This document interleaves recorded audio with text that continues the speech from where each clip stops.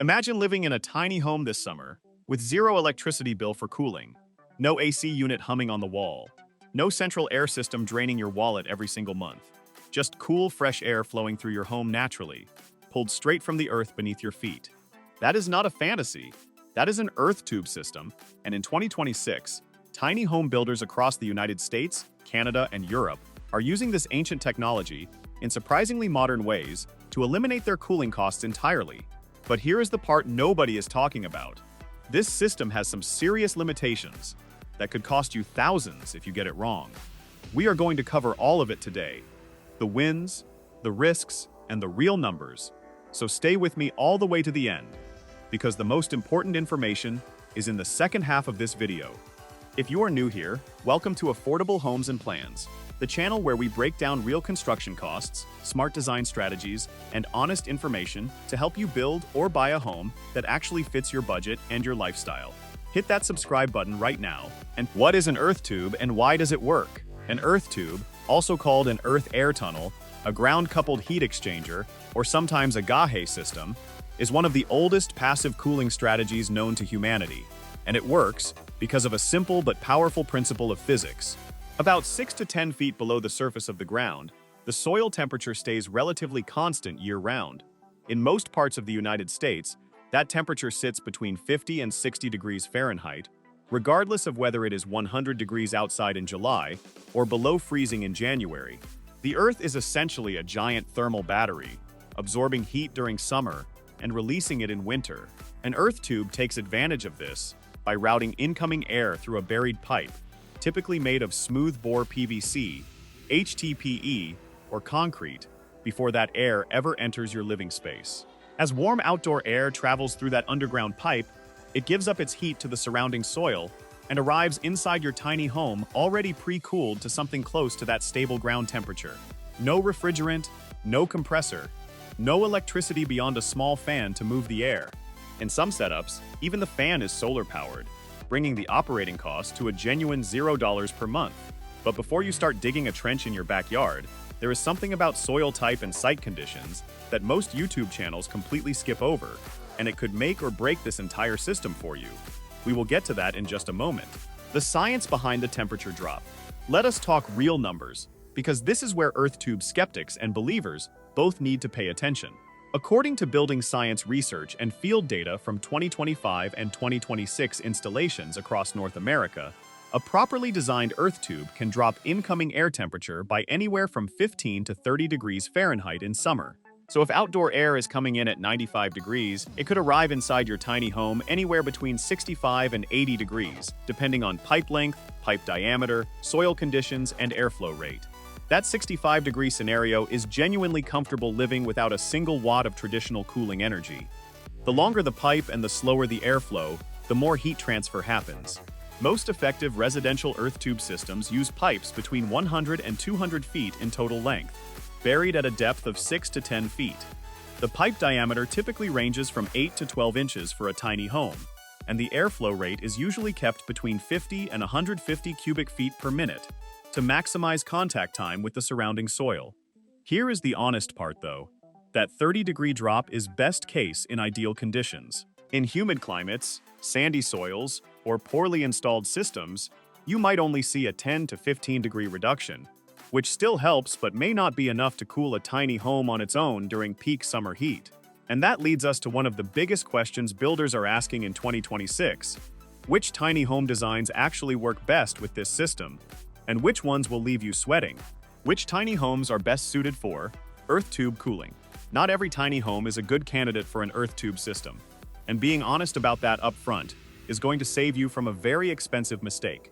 The best candidates are tiny homes, built on permanent foundations or with basements, earth-sheltered tiny homes, container homes with fixed footprints, and off-grid cabins, where the owner controls the land and site planning from the beginning. If your tiny home sits on a trailer chassis and you move it regularly, an earth tube is simply not practical. You cannot take your buried pipe system with you. For permanent foundation tiny homes, the ideal setup involves excavating a trench during the build phase before the foundation is poured, which dramatically reduces installation cost. Retrofitting an earth tube into an already built tiny home is possible, but cost significantly more because you are working around an existing structure. In 2026, the most popular tiny home configurations pairing well with earth tube systems include small earth-sheltered or bermed designs between 300 and 600 square feet, tiny homes with south-facing passive solar walls that need cooling balance in summer, off-grid container homes in hot, dry climates like Arizona, New Mexico, Texas, and Southern California, and small barndominium-style structures on rural land with good deep soil access. The worst candidates are tiny homes in extremely humid climates like Florida, Louisiana, and the Gulf Coast, because of something the earth tube literature does not always highlight prominently, and that is the condensation and mold risk that we absolutely need to talk about next.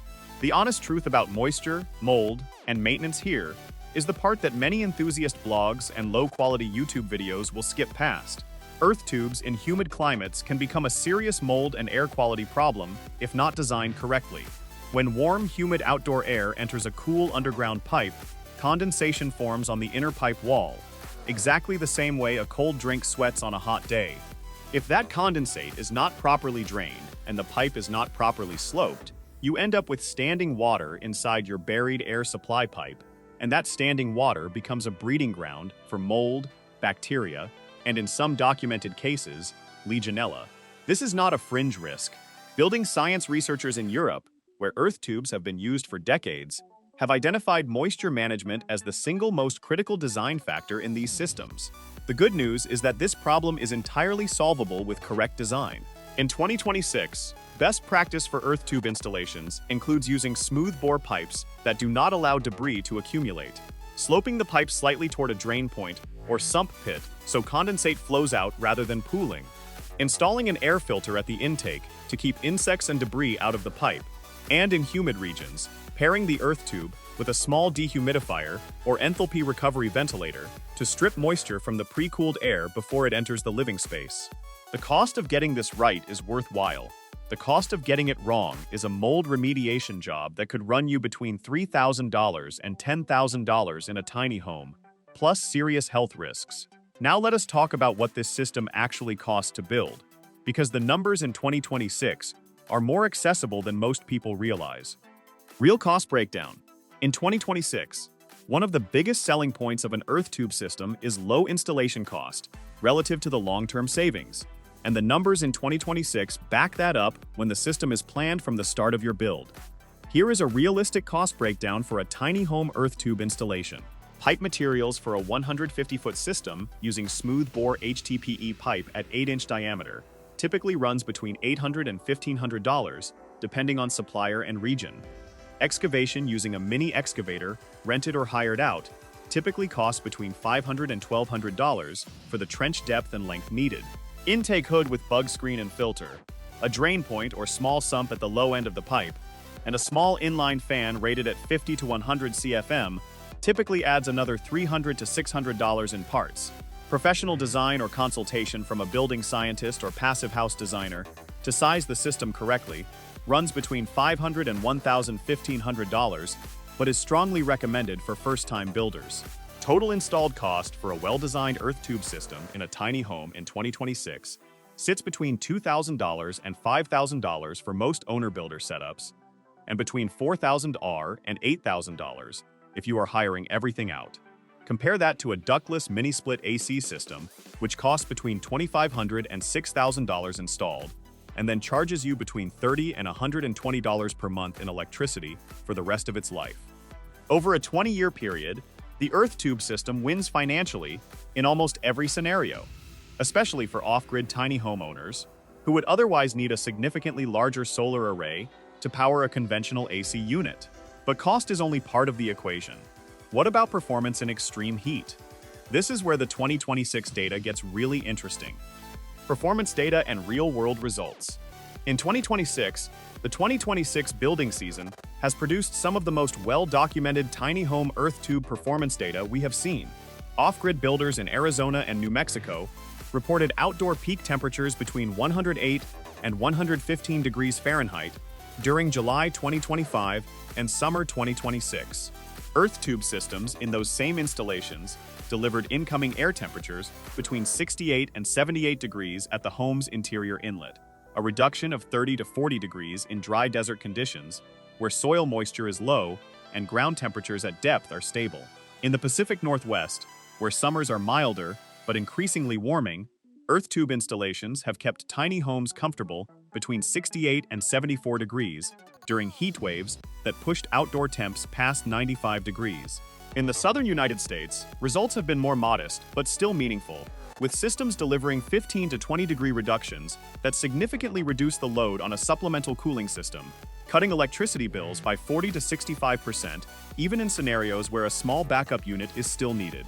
The most impressive documented case in 2026 comes from a 400 square foot off-grid earth-sheltered tiny home in New Mexico, where the owner reported a combined earth tube and passive design approach that kept interior temperatures between 68 and 72 degrees Fahrenheit through an entire summer, with a peak outdoor temperature of 112 degrees, using only a small solar-powered fan drawing under 50 watts.